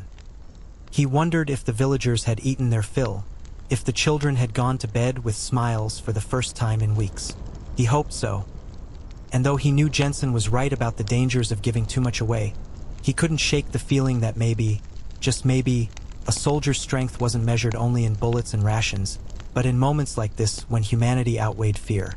As dawn painted the sky pale blue, the platoon rose and continued eastward. Their packs were lighter now, but the memory of the villagers seemed to march with them, a silent reminder of what lay at stake beyond victories and defeats. And though Will's stomach already felt the absence of that tin he had given away, his heart carried something else. A weight, yes, but also a strange sense of clarity. The war was breaking everything around them, but in small moments, choices mattered. They defined the man you would be when the guns finally went silent. The morning fog hung low, curling between the trees and clinging to the soldiers' jackets as they marched. Their boots left dark impressions in the wet earth, the steady rhythm of footfalls breaking the quiet. No one spoke much. Hunger gnawed a little sharper, and the thought of yesterday's encounter with the villagers still lingered in the air. But war, indifferent to sentiment, always had something else waiting just ahead. By midday, the platoon reached a small crossroads where the shattered remains of a stone wall marked the edge of what had once been a farmstead. The ground was littered with spent casings, and a horse-drawn wagon lay overturned, its wheels splintered. The signs were clear. There had been a fight here recently. The air still smelled faintly of gunpowder, and crows picked at the ground where dark stains told their own story. As the men moved cautiously forward, a sudden voice shouted from behind the broken wall. The sound was sharp, desperate.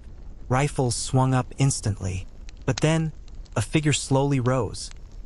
Hands in the air, helmet pushed back on his head, rifle slung uselessly over his shoulder. He was young, his face pale, eyes wide with fear. A German. Another shape followed him, then another, until 5 enemy soldiers stood in the open, each with their hands raised. They looked exhausted, mud streaking their uniforms, their boots worn and heavy. One of them limped badly, his leg bound with a crude bandage. None of them carried weapons now. They had either thrown them aside or run out of ammunition long before. The Americans closed in, rifles still trained. Will could see the fear in the prisoners' eyes, the way they flinched with every shouted command. Miller muttered under his breath, "Kids, they look like kids." He wasn't wrong. Most couldn't have been older than 20. Sergeant McGraw ordered the men to secure them. Hands were bound, weapons confiscated, and the Germans were lined up against the wall. One of them tried to speak in broken English. "War finish? Please, no shoot." His voice cracked on the last word. The platoon gathered, watching. Some faces were hard, others uncertain. Corporal Jensen spat into the dirt. "We ought to put him down right here. Save ourselves the trouble." His words hung heavy, more than a few nodding faintly. The memories of comrades killed in ambushes, the nights under fire, the scars of every skirmish. They all pressed down on the men in that moment. But others shifted uneasily. Miller shook his head. "They surrendered. It's done." The debate sparked quickly, whispered but tense. Killing prisoners was not the official way, but the rules of war often blurred in the mud and blood of real battles. No officer was nearby to make the call. Only McGraw's voice carried authority here, and he was silent, his face unreadable, his eyes fixed on the captives as though weighing their souls. Will stood quietly watching the Germans. He thought of the villagers yesterday, of hunger and hollow eyes. Now he saw the same desperation mirrored in these enemy soldiers. He wondered what they had left behind. Mothers, fathers, maybe even children waiting in ruined houses somewhere across Germany. He tried to imagine himself in their place, bound, helpless, at the mercy of strangers. The thought chilled him. Finally, McGraw spoke. "They're prisoners. We take them back." His voice was firm, brooking no argument. Jensen cursed under his breath, but said no more. The men tied the Germans in a line, moving them out of the crossroads. The march slowed as they escorted the captives, the air thick with an uneasy quiet. As the day wore on, Will noticed things. One prisoner stumbled constantly, his wounded leg slowing him down. Another coughed harshly, hacking into his sleeve. They were no different from the Americans in many ways, hungry, exhausted, frightened. War had stripped them of everything except the will to survive. That night, the platoon camped in the shell of a ruined farmhouse. The prisoners were tied to a post inside what had once been a barn, guarded in shifts. Some soldiers refused to even look at them. Others stared openly, as if trying to memorize their faces in case they met again under different circumstances. Miller sat near the fire, muttering about how strange it was to see the enemy up close, not as shadows in the treeline or voices in the night, but as men, thin, shivering, staring into the darkness just as they did. Before dawn, Will took a turn on watch. He sat a few yards from the prisoners, rifle across his knees, listening to their breathing. One of them, the limping soldier, caught his eye. For a long moment, they just looked at each other. No words, no gestures, just silence. And in that silence, Will felt something stir. A realization that beneath uniforms and languages, the war had trapped them all in the same cage. When the sun rose, the march continued. The prisoners shuffled along, roped together, their boots dragging in the mud. The Americans walked beside them, rifles ready but silent. There was no glory in it, no pride. Only the strange, heavy knowledge that the lines between enemy and victim blurred more with each passing mile. War demanded victories, but Will began to suspect that it demanded something else too. An unending test of the heart. And perhaps the hardest question wasn't whether you could defeat the enemy, but whether you could still see his humanity when he stood before you, unarmed, asking only to live. The night had been still, unervingly so. Crickets and frogs gave no song, and even the wind seemed to have withdrawn from the ruined fields. The men, wrapped in their coats and huddled in small groups, drifted into uneasy rest around the remains of a fire. The prisoners slept too, tied against the barn wall, their heads drooping onto their chests. The quiet was so deep that every cough, every shuffle of boots in the straw, sounded loud, almost startling. Then, just before dawn, the silence shattered. A sharp whistling tore through the air, rising fast and terrible. Will had only a second to understand before the world erupted in thunder. The ground shook violently as an artillery shell slammed into the far edge of the farmstead, sending dirt and shards of stone into the air. Men cried out, leaping for cover. Another whistle, another crash. Closer this time, tearing apart what was left of the farmhouse wall. Flames leapt in an instant, sparks raining into the night. Chaos consumed them. Orders shouted, boots pounding, rifles clattering as men scrambled into the darkness. The prisoners screamed, struggling against their bindings, eyes wide with panic as the barn shook around them. Another shell landed, closer still, collapsing the roof in a shower of wood and dust. The air filled with smoke, choking thick. Will's heart hammered. He grabbed his rifle, throwing himself against the dirt floor as debris rained down. The sound was deafening, each explosion tearing the world apart. He heard Miller shouting, McGraw barking commands to spread out, to move away from the barn before it collapsed completely. The night became a blur of fire and thunder. He crawled through the smoke, ears ringing, eyes stinging from the grit. In the chaos, he saw something. One of the ropes holding the prisoners had snapped when the roof collapsed. The young German with the limp was pulling at it desperately, trying to free the others. For a moment, their eyes met again, the same as the night before. Fear, raw and human, mirrored in both of them. Another shell screamed overhead. Instinct took hold. Will dashed forward, grabbing the nearest knife from his belt, slicing through the ropes before the barn gave way completely. The prisoners bolted, stumbling and coughing, some falling hard before scrambling to their feet again. Whether they would run into the darkness or follow orders didn't matter in that instant. Survival was all that mattered. When the barrage finally ended, the farmstead was gone. Where the barn had stood, there was only a smoldering wreck. The beams collapsed, walls shattered. The platoon regrouped in the shadows of a nearby ditch, dirt and ash clinging to their faces. Some were missing. Some would never rise again.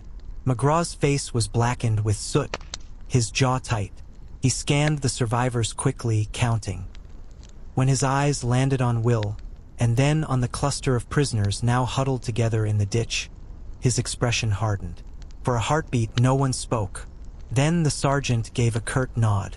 "You did right," he muttered quietly, almost grudgingly, before turning to bark new orders. They couldn't stay. The barrage meant German forces were near, and the longer they lingered, the greater the chance of being caught in the open. Exhausted, shaken, the platoon stumbled back into the woods, moving with weary determination. The prisoners trudged alongside them, silent and pale. None tried to run, not after witnessing what fire could do to flesh and bone. As dawn finally broke, the men collapsed near a shallow ravine, too drained to go further. Will sank onto the damp ground, his hands trembling from the memory of the earth-shaking blasts. He stared at his fingers, still sticky with soot and blood. He wondered if he had saved the prisoners because it was the right thing, or simply because, in that moment, he couldn't bear to see anyone crushed alive. Miller sat beside him, coughing out smoke. "Hell of a night," he muttered, shaking his head. Then, after a pause, he added quietly, "You kept those Germans alive. That's something." But Will wasn't sure if it was something good, or just another weight to carry. The forest around them slowly stirred with morning light, birds beginning their cautious song once more. For a moment, it almost looked peaceful, the kind of morning that might have come before the war. Yet beneath that calm, the earth still reeked of gunpowder, and every man knew another storm could come at any time. The platoon had survived the night, but each face told the same story. Every blast, every scream had left its mark. And in Will's chest, the question lingered like smoke. How many more nights like this lay ahead, and how much of themselves would be left when the fire finally stopped? The hours after the barrage stretched long and heavy. The men dozed where they could, rifles propped within reach, helmets tipped low over their eyes. Smoke still clung to their uniforms, and every cough carried the sting of soot. The forest seemed to hold its breath, as though unwilling to disturb the soldiers' fragile rest. But by mid-morning, the stillness broke. A low rumble rolled through the trees, steady, mechanical, unlike the wild thunder of artillery. At first, the men stiffened in alarm, scrambling to their knees. The sound grew louder, clanking, growling, unmistakable. Tanks. The platoon pressed low against the ground, straining to see through the thickets. The earth quivered with each heavy tread. Then, through the break in the woods, they appeared, massive American Shermans, their olive-green armor glinting faintly in the pale light. The white star insignia painted on their sides marked them as unmistakably friendly. Relief swept over the men like a tide. Some even laughed shakily, the sound awkward after so many days of tension. The tanks clattered to a halt near the ravine, and a column of infantry followed behind, fresh-faced and better supplied, their uniforms clean compared to the mud-streaked veterans huddled in the ditch. A captain strode forward, his boots polished, his voice brisk. He took in the ragged platoon, the prisoners, the soot-stained faces. "You boys look like you've been through hell," he remarked, though without much softness in his tone. "Orders are shifting. Command wants you attached to our armored column. We're pushing deeper into occupied ground before the Krauts can regroup. That means you move with us. Now." McGraw nodded grimly, gathering his weary men. There was no rest, not in this war. The survivors dragged themselves to their feet, shouldering rifles, adjusting helmets. Will tightened his pack, the straps digging into sore shoulders. Miller groaned, muttering about how he'd barely closed his eyes, but he fell in line all the same. The prisoners were herded to the rear of the column, under the guard of the fresh troops. Will glanced at them once, noting the way the young German with the limp looked back at him briefly, as if expecting some unspoken understanding. But then the line moved, and the forest swallowed the thought. Marching with tanks was unlike anything they'd done before. The ground shook with each turn of the tracks, the machines growling like beasts of iron. The infantry walked alongside, wary of ambushes from hidden hedgerows or farmhouses. The smell of oil and fuel clung thick in the air, mixing with the lingering odor of smoke. As they advanced, the ruined countryside revealed itself. Burnt-out wagons by the roadside, abandoned helmets scattered in ditches, the skeletal remains of barns blackened by fire. The villagers they passed looked on silently, eyes hollow, children clutching at mothers' skirts. Some raised a hand timidly, others turned away. Liberation and destruction wore the same face here, and the soldiers felt it. The column halted at a crossroads where a stone church stood, its steeple cracked, bells long silent. Scouts reported enemy positions further ahead. German defenses dug in along a ridge. The tanks would spearhead the assault, but the infantry, men like Will, would have to follow, clearing trenches, rooting out machine gun nests, holding whatever ground was taken. As McGraw relayed the orders, the men exchanged glances. The relief of meeting fellow Americans had vanished. replaced by the gnawing certainty that fresh blood would soon soak the earth. Will felt his stomach tighten, the memory of the night's barrage still sharp. But there was no choice. In war, orders were iron, and men bent to them whether they wished or not. They moved again, this time with more urgency. The road narrowed, leading them up toward the ridge. The tanks spread out, turrets swiveling, their long barrels searching. Will walked with his rifle gripped tightly, every sense straining for the first crack of enemy fire. Came sooner than expected. From the tree line ahead, German guns roared to life. Bullets whipped past, smacking into the dirt. One tank jerked as an anti-tank round slammed into its side, flames erupting from the hatch. The men scattered, diving for cover, the ground erupting with dust and splinters. The air filled with the thunder of battle, shouts, screams, and the grinding advance of steel. Will pressed himself flat, heart racing, ears ringing from the shock. He could see Miller a few yards away, cursing as he fired toward the ridge. McGraw bellowed for them to push forward, to keep moving with the armor. The ridge ahead was a storm of smoke and fire, but forward was the only direction. Will gritted his teeth, rose to his knees, and ran. The forest behind them felt like another world now, the memory of quiet and dawn replaced by the roaring inferno of combat. The tanks belched fire, shells streaking overhead, the ground shaking with every impact. Men surged with them, stumbling, shouting, climbing over churned earth and shattered stone. The battle for the ridge had begun, and once again, Will found himself in the jaws of war's relentless machine. The ridge erupted in chaos. Tanks thundered forward, their guns spitting fire into the dugouts carved into the hillside. Earth leapt into the air with each shell, raining down dirt and shrapnel. The infantry pushed behind, stumbling over roots, vaulting broken fences, throwing themselves into any fold of ground that might shield them from the withering fire. Will ran with his breath burning in his lungs, his rifle clutched so tightly his knuckles ached. Machine guns hammered from above, their tracers streaking red across the smoky haze. Bullets snapped past his ears, close enough to make him flinch with every step. The air was alive with a metallic buzz, as though the sky itself had turned to steel. McGraw's voice rose over the din, steady, commanding. "Keep moving! Don't you dare stop! Forward!" His silhouette loomed ahead, broad-shouldered, helmet low, as if he were carved from the very grit he demanded from his men. They followed him, not because they wanted to, but because stopping meant dying. A shell detonated nearby, the concussion slamming into Will's chest like a giant's fist. He hit the dirt, ears ringing, vision swimming. Miller dragged him up by the strap of his pack, yelling something he couldn't hear, face streaked with mud and sweat. Together they stumbled forward again, half running, half falling. By the time they reached the base of the ridge, the air was thick with smoke and powder.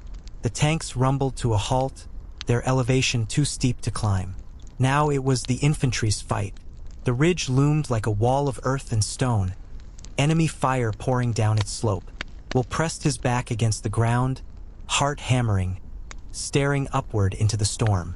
Grenades arced overhead, tumbling into trenches, sending fountains of dirt skyward. The order came down the line, "Fix bayonets!" Metal clicked as knives locked into place, rifles transforming into close-quarters weapons. Will's hands shook as he fumbled with his rifle, the cold steel biting into his fingers. He had never hated a sound more than that sharp metallic snap. It meant what came next would be face-to-face. They charged. The climb up the ridge was madness. Boots slipped on loose stones, helmets clanged against rocks. Men fell with cries cut short. The Germans fought fiercely, hurling grenades, firing down until their barrels smoked. Will's world narrowed to the ground before him, each step a desperate scramble, his rifle dragging at his arms. Then suddenly he was over the lip. The ridge opened into a trench, narrow, lined with timber and mud. Smoke curled from shattered sandbags, the air suffocating. And there, not 10 feet away, a German soldier rose, rifle already aimed. Time seemed to fracture. Will saw every detail. The man's pale face streaked with grime, the trembling in his jaw, the flicker of fear in his eyes. He was young, no older than Will himself. The rifle's muzzle flared, but the shot went wide, striking the wood near Will's shoulder. Instinct took over. Will lunged forward, his bayonet flashing. The clash was sudden, brutal. The German staggered, grappling with him, their rifles locked in a deadly embrace. Will could smell him, sweat, smoke, earth, and feel the desperate strength in his arms. For a heartbeat, they were no longer soldiers, just two terrified men fighting for life in a pit of mud. A shout rang out behind Will. Miller barreled into the trench, swinging his rifle stock like a club. The German fell back, struck hard, collapsing against the wall. His helmet tumbled into the dirt, rolling to Will's feet. Will stood frozen, chest heaving, bayonet slick with mud and something darker. His hands shook uncontrollably, the rifle heavy as stone. The German moaned once, then went still. Will couldn't look at him. He couldn't look at anything but the ground, where his boots were half buried in blood-stained mud. "Keep moving!" McGraw roared, dropping into the trench with the force of a hammer. He fired down the line, driving the enemy back. Clear it out. Every hole, every corner. The platoon surged forward, grenades tumbling into dugouts, rifles spitting flame in the cramped passages. The trench became a labyrinth of death, smoke curling through narrow alleys, cries echoing in the gloom. Men stumbled into one another, sometimes friend, sometimes foe, the difference only clear in the flash of a muzzle or the cut of a uniform. Will moved with them, though his mind was elsewhere, lost in the moment when his bayonet had found its mark. His stomach churned, bile rising in his throat. He had thought he understood war, bullets from afar, artillery in the distance. But this closeness was something different. This was war stripped bare, cruel, and intimate. By late afternoon, the ridge was theirs. The Germans had pulled back, leaving only silence and bodies. The trench lay littered with helmets, rifles, shattered wood. Smoke hung in the air like a ghost refusing to leave. The men slumped against the walls, too exhausted to speak, too shaken to cheer. Victory here felt like loss. Will sat with his back against the earth, rifle across his knees, staring at nothing. His hands were still trembling, though he tried to hide it. Miller sank beside him, silent for once, his face pale and drawn. Neither spoke. There was nothing to say. Only McGraw moved with purpose, pacing the trench, checking on each man, his expression grim but steady. When he passed Will, he paused briefly, his eyes hard. He didn't speak either, but he didn't need to. Will understood. They all did. The ridge was quiet now, but the silence was heavy, almost unbearable. For the first time, Will realized the war wasn't just about surviving shells or dodging bullets. It was about moments like this, when survival carried its own unbearable weight. Night fell over the ridge, bringing with it a strange kind of stillness. The smoke drifted lazily into the dark, and the stars blinked faintly above, cold and distant, as though the heavens were untouched by the horrors below. The men huddled in the captured trenches, their bodies aching, their minds restless. The ridge had been won, but the cost lingered in the silence between them. Orders came to search the dugouts, to clear every tunnel and corner. What they found wasn't just weapons or abandoned rations. Deep within a timber-reinforced bunker, hidden beneath layers of earth, they stumbled upon a place that felt strangely alive. The air was cool, heavy with the scent of damp wood and stale tobacco. A lantern still burned faintly, its flame sputtering, casting shadows across the cramped space. Rifles leaned neatly against the walls. Ammunition boxes were stacked in corners. But it was what lay scattered across the tables that stopped the Americans in their tracks. There were photographs, dozens of them, faded, black and white portraits of families, wives, children, parents, a young boy holding a wooden toy, a woman in a neat dress, her smile hesitant but warm, old parents with lines on their faces that spoke of hard lives, yet eyes filled with pride. Will stood before the table, staring down at the images as if they had no right to be here, in this place of mud and death. He picked one up carefully, the edges curled and worn. It showed two brothers, arms slung around each other, standing before a small farmhouse. Their grins were wide, unburdened by the shadow of war. Miller leaned over his shoulder, his usual smirk absent. "Hell," he muttered, voice low, "looks like us, doesn't it?" Before all this, beside the photographs were letters, some unopened, others read so many times the creases had nearly torn through the paper. Will could see the faded ink, the careful handwriting, the tenderness of words that had been meant for someone who now might never return to read them again.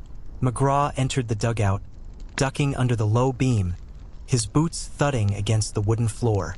He stopped when he saw the table, his expression unreadable. For a long moment, he said nothing, only studied the objects with the quiet intensity of a man who knew too much of war. "Bag them up," he finally ordered, though his voice lacked its usual force. Intelligence might want a look, but even as the men obeyed, stuffing letters and photos into sacks, they handled them differently than they had weapons or maps. Their hands were careful, almost reluctant. Will thought of the German he had fought in the trench earlier that day, the young face, the fear in his eyes, and wondered if one of these photographs had been his. Maybe that boy in the farmhouse, grinning with his brother. Further back in the bunker, they found something stranger still. A small wooden box, carved with delicate patterns. Inside lay trinkets. A child's doll, worn smooth from use. A pressed flower, dried and fragile. A harmonica. Miller picked it up, turning it over in his hands before pressing it to his lips. The first notes came out rough, shaky, but recognizable. A simple tune, sweet and sad. The sound filled the bunker, softening its harsh edges, carrying with it a reminder of something human. No one spoke. For that moment, the war felt far away. They weren't soldiers in a captured bunker. They were just men listening to a song, remembering what it felt like to be alive before the world had turned into fire and steel. Will sat down on a crate, his rifle across his knees, his gaze fixed on the lantern's weak flame.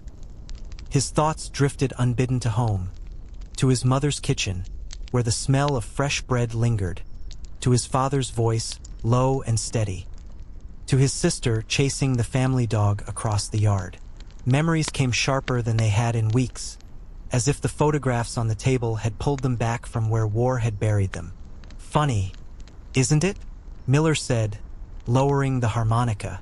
"We spend all day trying to kill them, and then we find this." He gestured at the letters, the photos, the box of trinkets. "Makes you wonder who they really are, who we really are." McGraw, standing near the entrance, finally spoke again, his tone softer than usual. "They're soldiers, same as us. And soldiers carry pieces of home with them, no matter the uniform. Don't forget that. But don't let it stop you either. Thinking too hard out here can get a man killed." The words hung in the air, heavy, but no one argued. War had a way of reducing everything to survival, but tonight, in this bunker, it was impossible to ignore the truth. The enemy wasn't some faceless figure. They were men with families, men who laughed, men who played music and carried flowers pressed between the pages of letters. When dawn came, the men filed out of the bunker, leaving behind the lingering smell of smoke and lantern oil. The photographs and letters had been collected, boxed up for the intelligence officers who would arrive later. But the memory of them stayed with Will. He carried it like a stone in his chest, heavy but impossible to put down. The ridge was quiet now, but Will couldn't help glancing at the horizon, half expecting another storm to break. He wondered if somewhere, across that same horizon, a German soldier sat in another bunker, staring at photographs of his own family, wondering the same things. The ridge was theirs, but as quickly as the order to hold had come, a new one followed: move out. No long rest, no time to settle into the illusion of safety. Trucks rumbled up the dirt road, engines coughing in the cool morning air, while officers barked instructions and scribbled down routes on maps smudged with mud and ash. The Americans would not stay on that bloody crest. They were to push further inland, deeper into France, following the slow crawl of the front line. Will adjusted the straps of his pack, heavier now with rations and ammunition. The weight bit into his shoulders, but he kept moving. Around him, the men muttered complaints, though none dared voice them too loudly. McGraw walked at the head of their column, silent, his jaw set, as though carved from stone. The road wound through rolling countryside, though the word countryside no longer carried its peaceful meaning. What had once been wheat fields were now craters filled with rainwater. Orchards had been stripped bare, the trees snapped and splintered by artillery. The ground bore scars like an open wound, and the men trudged across it as if walking on bones. After miles of marching, they reached the first village, or what was left of it. The place had no name to them. It was just another cluster of ruins among hundreds. Stone houses lay collapsed into heaps of rubble. Roofs were torn open, their beams jutting out like broken ribs. A church steeple leaned precariously, its bell gone, its cross bent. Smoke still rose faintly from some corners, though no flames burned. The air smelled of wet ash and something sour beneath it. And yet, amid the destruction, there were people. From doorways that had no doors, from cellars dug beneath shattered walls, faces emerged. Thin, wary, pale. Women in torn dresses. Old men with hands like gnarled roots. Children clutching rags that had once been dolls. They stared at the Americans with hollow eyes, filled not with joy or relief, but with a kind of stunned caution.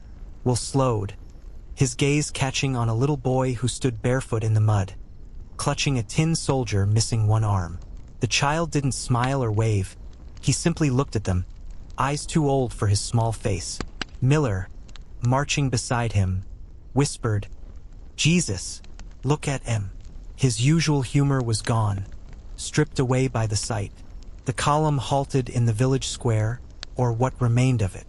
McGraw ordered them to rest while he checked in with headquarters. The men slumped against broken walls, pulled out canteens, lit cigarettes, but none could ignore the silent crowd that lingered nearby, watching them. One woman, her hair streaked with ash, stepped forward carrying a basket. Inside were pieces of bread, stale, uneven, but precious. She offered them with trembling hands. A few soldiers accepted, murmuring thanks in broken French, though their words fell clumsy and uncertain. Will didn't take any. He couldn't. The sight of her, offering what little she had left to men who carried rifles and full packs of rations, twisted something inside him. He thought of his own mother, what she would look like if the war ever reached their home. Later, McGraw returned with orders. Move on at first light. Tonight, they would bivouac on the edge of the village. The men groaned but obeyed, setting up in the ruins of barns and half-collapsed houses. Will found himself bedding down near a family who had claimed the corner of a shell-damaged cellar. The mother hushed her children as they stared wide-eyed at the Americans. Will offered them a piece of chocolate from his ration. The children accepted it hesitantly, their faces lighting up for the first time since he had seen them. That night, the village told its story in fragments. Through gestures, broken words, and the halting efforts of men who spoke a little French, the Americans learned what had happened. The Germans had passed through, taken what they wanted, burned the rest. Some villagers had been dragged away and never returned. Those who remained survived by hiding, scrounging, enduring. As darkness thickened, the sound of quiet crying drifted across the square. A woman mourning someone lost, a child whimpering in sleep. The war was not only at the front. It had seeped into every stone, every life, leaving nothing untouched. Will lay awake, staring up at the hole in the roof above him.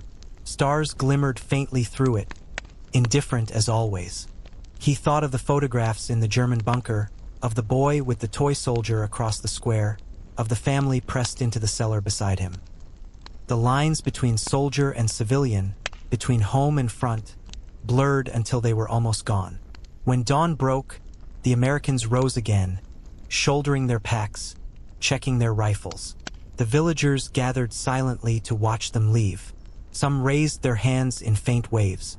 Others simply stood, still and hollow. As they marched out, the boy with the tin soldier appeared again. He didn't wave or speak, only stared after them, his figure shrinking as the column moved on. Will carried that gaze with him, etched into his mind as deeply as the ridges and craters of the battlefield. The war moved forward, relentless, but the ruins of that village, and the faces of those who had survived it, clung to the men long after they had gone. The war did not end with a sudden silence. It ended in fragments, in rumors whispered across muddy roads, in orders scribbled hastily on crumpled papers, in shouts carried along columns of weary men. By the spring of 1945, the push had carried them far past the hedgerows of Normandy, through towns broken and rebuilt in the same breath, across rivers spanned by temporary bridges, into the heart of a land that had once seemed distant and untouchable. For Will, the final months blurred together in a haze of movement and exhaustion. The Germans were falling back, surrendering in groups, though pockets of resistance still flared with sudden violence. The sound of artillery was no longer constant, but every unexpected crack still made his heart lurch. There was always the fear of being the last one killed, so close to the end. And then, one day, the guns fell quiet. The news spread slowly, unevenly. Someone shouted it from the cab of a truck. "It's over!" A cheer rippled down the line, ragged and disbelieving. Men laughed, some wept openly, others simply stood still as if afraid to believe it. McGraw, who had marched with them from the very beginning, removed his helmet and ran a hand across his gray-streaked hair. For the first time, his hard eyes softened. The end of the war did not feel like a grand triumph. It felt like the sudden release of a breath held too long. The fields were still scarred, the villages still hollow, the people still carrying their grief in silence. Yet, in the ruins there was a shift. Windows were rebuilt, shops reopened, children's laughter, cautious at first, returned to the streets. For Will, the strangest part was the stillness. After so long of marching, of crouching in ditches, of listening for the whistle of shells, silence felt unnatural. He found himself waking in the night, reaching for his rifle before remembering there was no need. The habits of war clung to him like a second skin. His unit lingered in Germany as part of the occupation. They patrolled towns, guarded supply depots, oversaw lines of prisoners. Sometimes he caught the eyes of German civilians, women sweeping rubble from doorsteps, men hauling stones to rebuild walls. Their faces were as tired as those he had seen in France, in Belgium, in Luxembourg. It was strange to look at them and remember that only months ago they had been the enemy. Now they were simply people trying to survive, just as the villagers had. Letters from home arrived more frequently now that the chaos of battle had ended. His mother wrote of the factory finally reducing shifts, of neighbors celebrating in the streets, of his father waiting eagerly for him to return. Each letter carried the weight of home, but also the realization that home had gone on without him. The life he had left behind was still there, but he was not the same man who had left it. One evening, as the sun dipped low and painted the ruined horizon in gold, Will sat with Miller and McGraw outside a crumbling farmhouse. They shared a bottle of wine scavenged from a cellar, the taste sharp and bitter, but better than any ration. Miller cracked jokes as always, his laughter carrying into the cooling air. McGraw, for once, didn't scold him. Instead, he leaned back against the wall, gazing at the sky. "Hard to believe it's really over," Miller said, swirling the bottle in his hand. "It's never really over," McGraw replied quietly. "Not for us." The words hung heavy. They all knew what he meant. The war might have ended on paper, but inside them, it would echo for years, through dreams, through scars, through memories that would surface at the quietest of moments. When orders finally came to return home, Will felt a strange mixture of relief and dread. Boarding the ship that would take him back across the Atlantic, he stood at the rail as Europe faded into the distance. He thought of the beaches of Normandy, the bunkers with their silent photographs, the boy with the tin soldier, the ruins of villages where people had handed over bread with trembling hands. He thought of those who had not made it this far, faces etched forever in his mind, voices that would never be heard again. The sea stretched endless before him, and for the first time in years, He allowed himself to imagine what came next. The sound of his mother's voice calling from the porch. The smell of the earth on his father's farm. The simple comfort of lying in a bed without boots by the door. And yet, he knew he would never entirely leave the war behind. It was part of him now, woven into his very being, a story he would carry for the rest of his days. A story of fear and loss, but also of endurance, of brotherhood, of fleeting kindness found in the unlikeliest places. As the sun sank behind the horizon, painting the sea in shades of crimson and violet, Will closed his eyes. He breathed deeply, the salt air filling his lungs, and for the first time in years, he let himself feel the fragile, tentative hope of peace. The war was over, and life, though forever changed, waited on the other side.